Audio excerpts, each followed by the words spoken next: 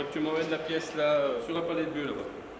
Ok. Je te laisse faire, c'est toi le professionnel. Elle pèse 500 kg. Ouais, voilà. Merci.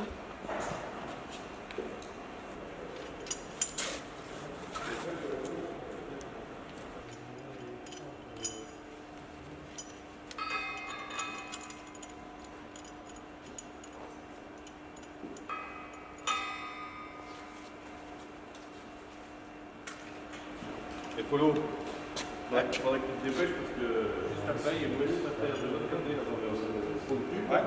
Donc, dépêche-toi. Ouais, je vais. Ok, ça marche, merci.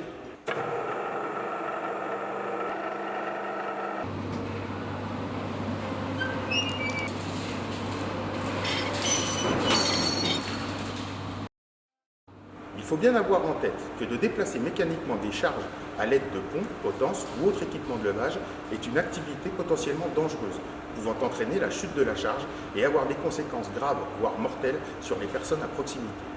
Dans notre cas, l'accident est lié au fait que la manille n'a pas été fixée correctement. Ne reposant que sur un filet, l'axe est sorti de son logement et l'élingue a été libérée.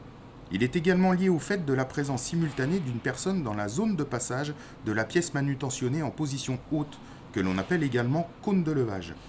Faisons machine arrière et regardons de plus près les étapes à suivre pour prévenir ce genre d'accident.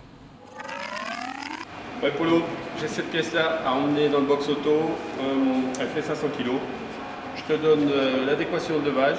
J'ai vérifié tes habilitations et ton autorisation de pont, donc tout est OK pour moi.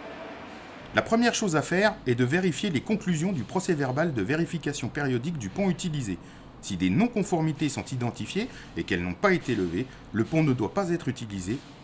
Une fois les vérifications faites et que la conformité du pont est établie, le pontier se dote de ses EPI, casque, chaussures de sécurité, gilet haute visibilité, et va procéder à la reconnaissance du parcours pour vérifier qu'il n'existe ni zone d'interférence, ni zone encombrée, et pour demander au personnel présent sur le parcours de s'écarter. S'il te plaît, on va faire une manutention. Tu pourrais évacuer. Merci. Il procède au balisage du trajet si nécessaire. Il récupère ensuite les appareaux de levage nécessaires et adaptés à la manutention. Il doit vérifier la CMU des appareaux en fonction de la pièce à lever, la validité de la vérification périodique de chaque accessoire, mais aussi vérifier l'état de ses équipements.